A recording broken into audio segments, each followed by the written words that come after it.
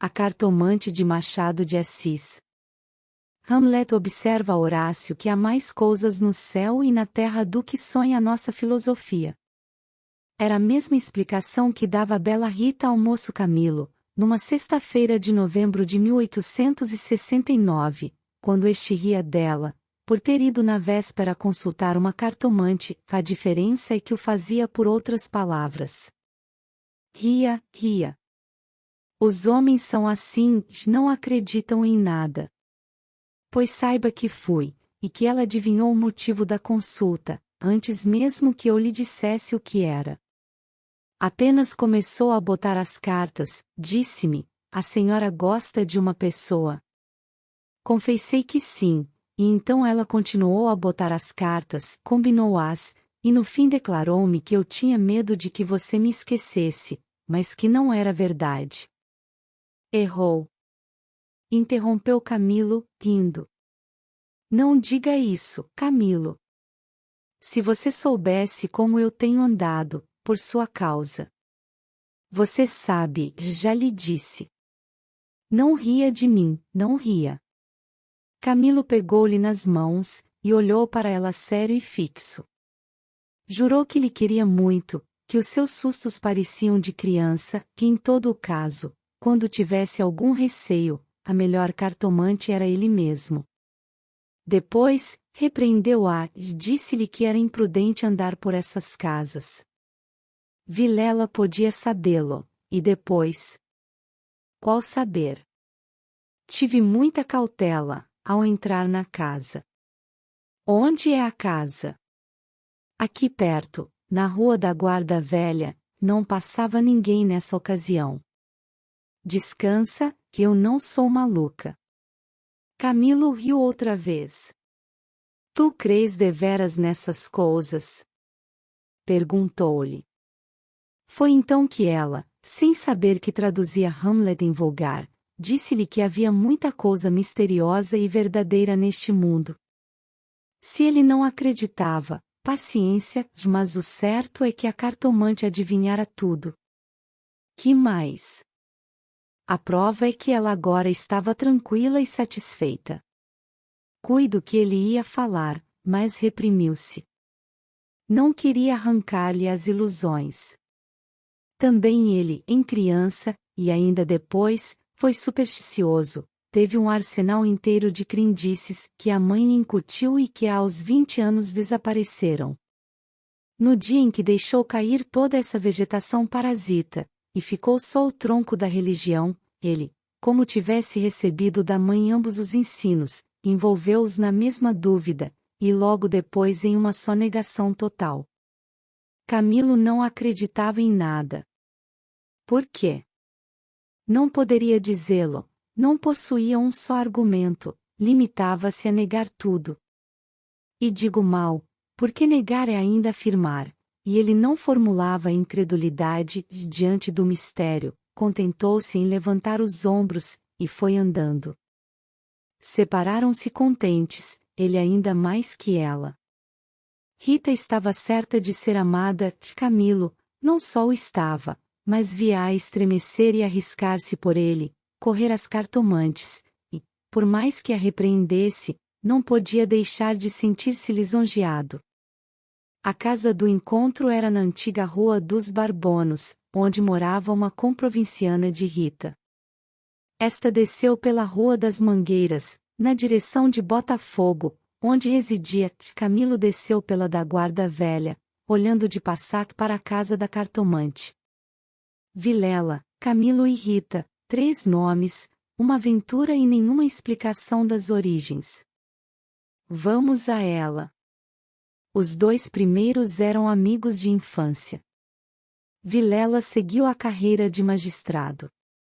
Camilo entrou no funcionalismo, contra a vontade do pai, que queria vê-lo médico, mas o pai morreu, e Camilo preferiu não ser nada, até que a mãe lhe arranjou um emprego público.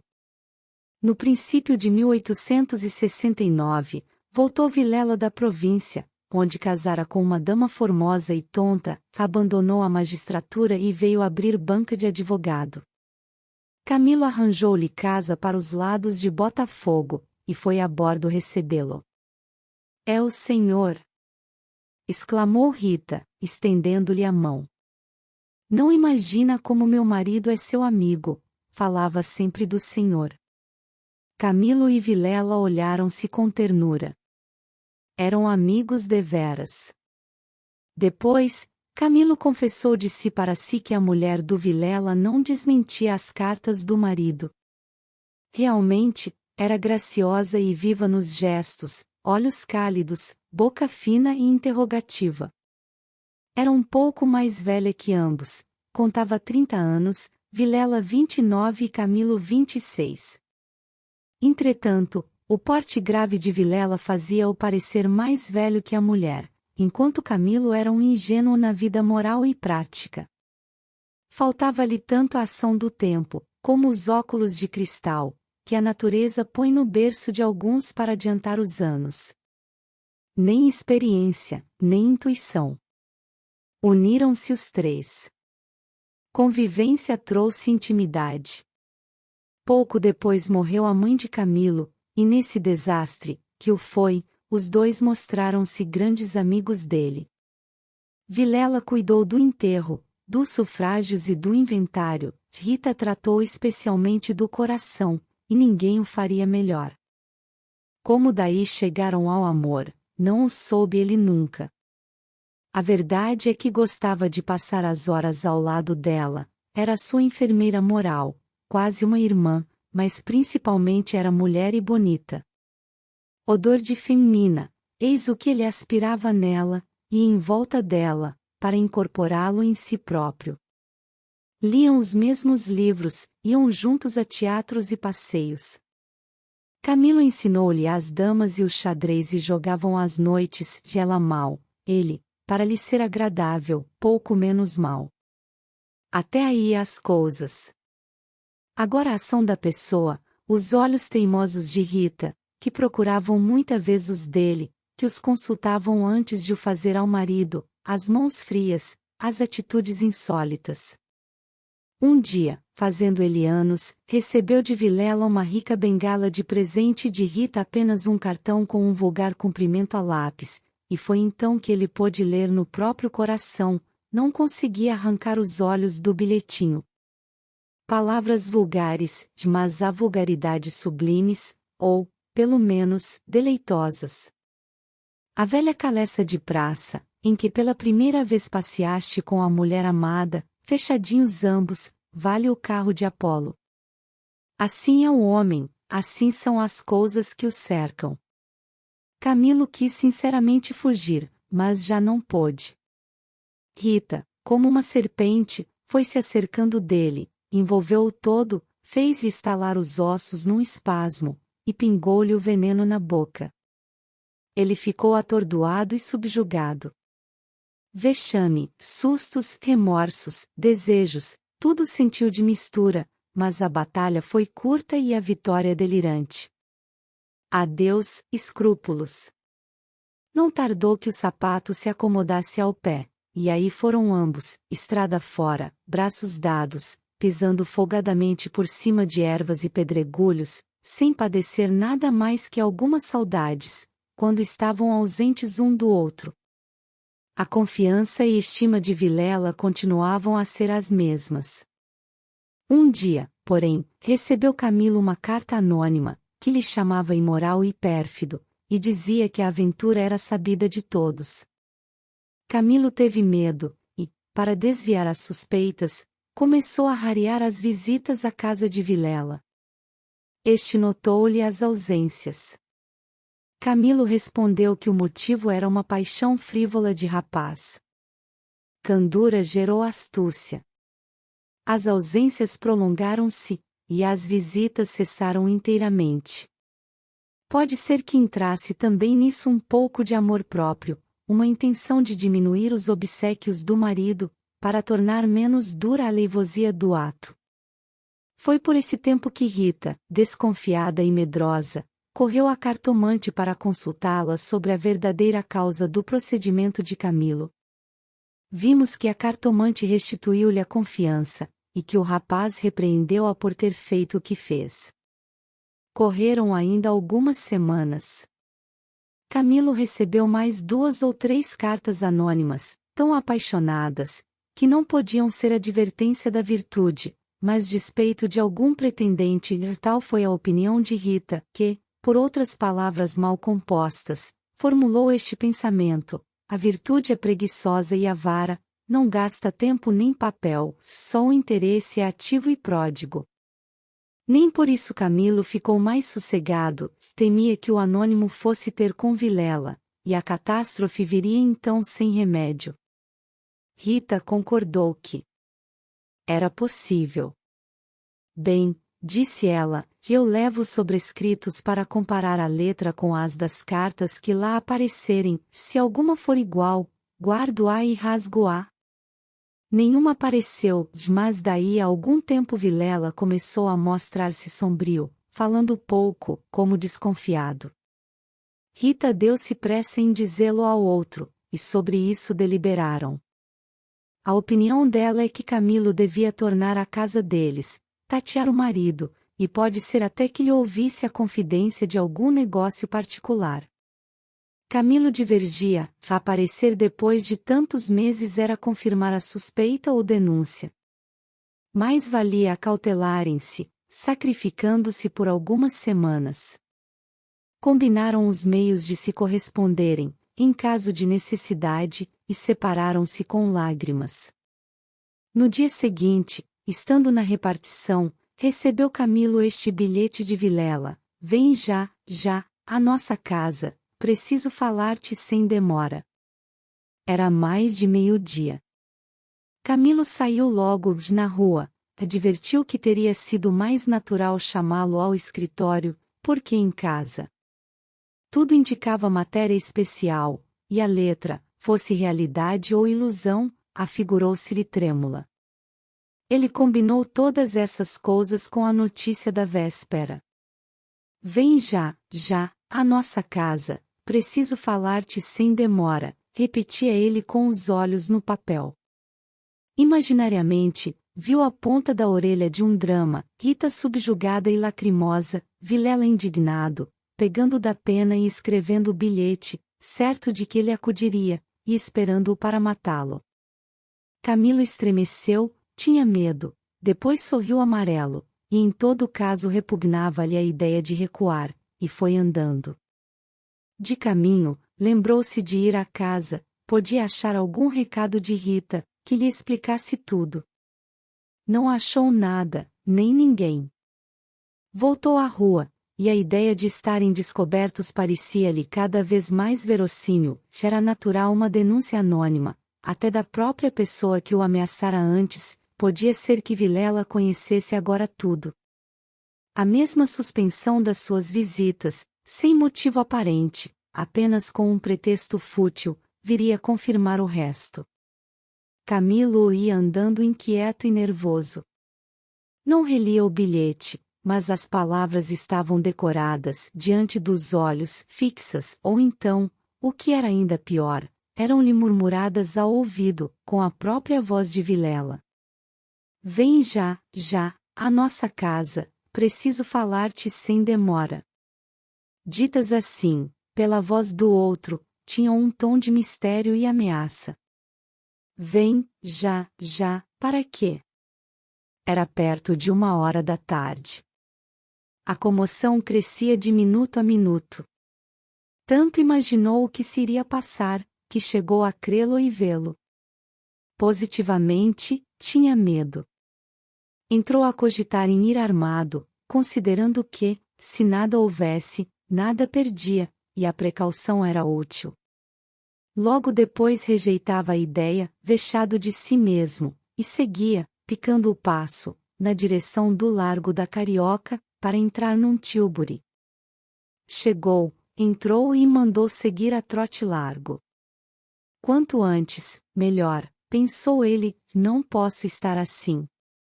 Mas o mesmo trote do cavalo veio agravar-lhe a comoção. O tempo voava, e ele não tardaria em testar com o perigo. Quase no fim da rua da Guarda Velha, o tílburi teve de parar, a rua estava atravancada com uma carroça, que caíra. Camilo, em si mesmo, estimou o obstáculo, e esperou. No fim de 5 minutos, reparou que ao lado, à esquerda, ao pé do Tilbury, ficava a casa da cartomante, a quem Rita consultara uma vez, e nunca ele desejou tanto crer na lição das cartas. Olhou, viu as janelas fechadas, quando todas as outras estavam abertas e pejadas de curiosos do incidente da rua. Dir-se-ia a morada do indiferente destino. Camilo reclinou-se no Tilbury, para não ver nada.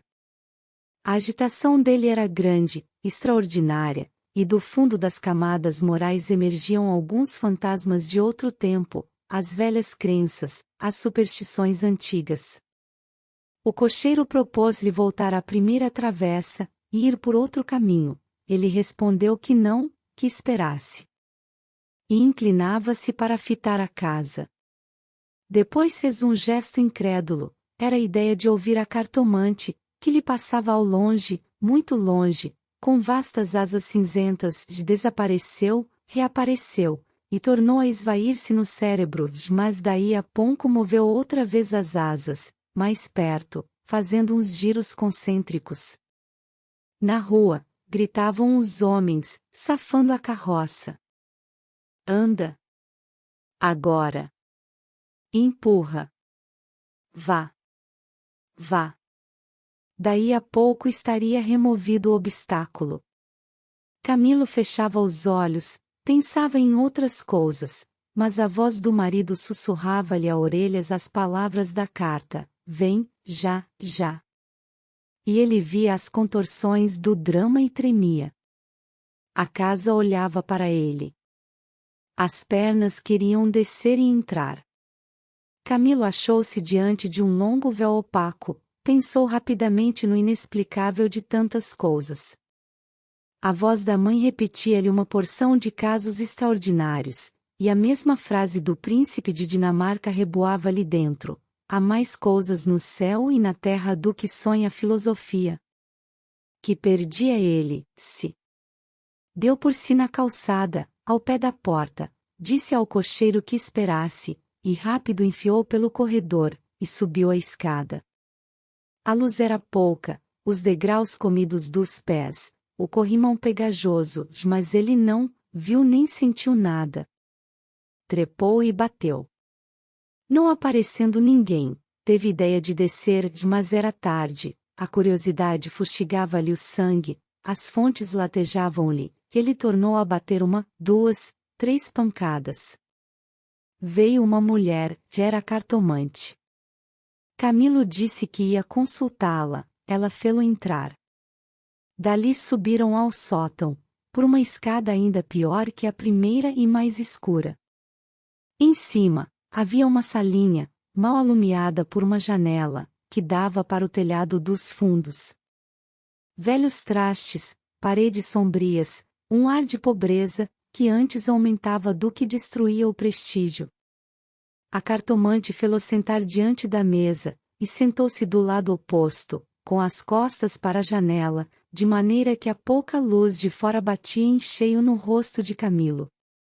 Abriu uma gaveta e tirou um baralho de cartas compridas e enxovalhadas. Enquanto as baralhava, rapidamente, olhava para ele, não de rosto, mas por baixo dos olhos. Era uma mulher de 40 anos, italiana, morena e magra, com grandes olhos sonsos e agudos. Voltou 3 cartas sobre a mesa, e disse-lhe: vejamos primeiro o que é que o traz aqui. O senhor tem um grande susto. Camilo, maravilhado, fez um gesto afirmativo. E quer saber, continuou ela, se lhe acontecerá alguma coisa ou não. A mim e a ela, explicou vivamente ele. A cartomante não sorriu, disse-lhe só que esperasse. Rápido pegou outra vez das cartas e baralhou-as, com os longos dedos finos, de unhas descuradas, baralhou-as bem, transpôs os maços 1, 2, 3 vezes, depois começou a estendê-las. Camilo tinha os olhos nela curioso e ansioso. As cartas dizem-me. Camilo inclinou-se para beber umas palavras. Então ela declarou-lhe que não tivesse medo de nada. Nada aconteceria nem a um nem a outro de ele, o terceiro, ignorava tudo. Não obstante, era indispensável muita cautela, ferviam invejas e despeitos. Falou-lhe do amor que os ligava, da beleza de Rita. Camilo estava deslumbrado. A cartomante acabou, recolheu as cartas e fechou-as na gaveta. A senhora restituiu-me a paz ao espírito, disse ele estendendo a mão por cima da mesa e apertando a da cartomante. Esta levantou-se, rindo. Vá, disse ela, vá, ragazzo inamorato. E de pé, com o dedo indicador, tocou-lhe na testa. Camilo estremeceu, como se fosse a mão da própria Sibila, e levantou-se também. A cartomante foi à cômoda, sobre a qual estava um prato com passas, tirou um cacho destas, começou a despencá-las e comê-las, mostrando 2 fileiras de dentes que desmentiam as unhas. Nessa mesma ação comum, a mulher tinha um ar particular.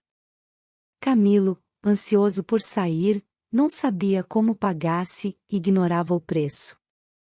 Passas custam dinheiro, disse-lhe afinal, tirando a carteira. Quantas quer mandar buscar? Pergunte ao seu coração, respondeu ela. Camilo tirou uma nota de 10.000 réis e deu-lhe. Os olhos da cartomante fuzilaram. O preço usual era 2.000 réis. Vejo bem que o senhor gosta muito dela. E faz bem, que ela gosta muito do senhor. Vá, vá, tranquilo. Olhe a escada, é escura, ponha o chapéu. A cartomante tinha já guardado a nota na algibeira, e descia com ele, falando, com um leve sotaque. Camilo despediu-se dela embaixo, e desceu a escada que levava à rua, enquanto a cartomante, alegre com a paga, tornava acima, cantarolando uma barcarola. Camilo achou o tílburi esperando, a rua estava livre. Entrou e seguiu a trote largo. Tudo lhe parecia agora melhor, as outras coisas traziam outro aspecto, o céu estava límpido e as caras joviais. Chegou a rir dos seus receios, que chamou pueris, recordou os termos da carta de Vilela e reconheceu que eram íntimos e familiares. Onde é que ele lhe descobrira a ameaça? Advertiu também que eram urgentes, e que fizera mal em demorar-se tanto, podia ser algum negócio grave e gravíssimo. Vamos, vamos depressa, repetia ele ao cocheiro. E consigo, para explicar a demora ao amigo, engenhou qualquer coisa, parece que formou também o plano de aproveitar o incidente para tornar a antiga assiduidade. De volta com os planos, reboavam-lhe na alma as palavras da cartomante. Em verdade, ela adivinhara o objeto da consulta, o estado dele, a existência de um terceiro, por que não adivinharia o resto? O presente que se ignora vale o futuro.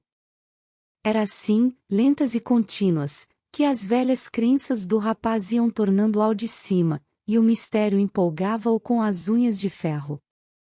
Às vezes queria rir, e ria de si mesmo, algo vexado, mas a mulher, as cartas, as palavras secas e afirmativas, a exortação, vá, vá, ragazzo inamorato, e no fim, ao longe, a barcarola da despedida, lenta e graciosa, tais eram os elementos recentes que formavam, com os antigos, uma fé nova e vivaz. A verdade é que o coração ia alegre e impaciente, pensando nas horas felizes de outrora e nas que haviam de vir. Ao passar pela glória, Camilo olhou para o mar, estendeu os olhos para fora, até onde a água e o céu dão um abraço infinito, e teve assim uma sensação do futuro longo, longo, interminável. Daí a pouco chegou à casa de Vilela. Apeou-se, empurrou a porta de ferro do jardim e entrou. A casa estava silenciosa. Subiu os 6 degraus de pedra, e mal teve tempo de bater, a porta abriu-se, e apareceu-lhe Vilela. Desculpa, não pude vir mais cedo, que há? Vilela não lhe respondeu, tinha as feições decompostas, fez-lhe sinal, e foram para uma saleta interior. Entrando, Camilo não pôde sufocar um grito de terror. Ao fundo sobre o canapé, estava Rita morta e ensanguentada. Vilela pegou-o pela gola, e, com 2 tiros de revólver, estirou o morto no chão. Fim.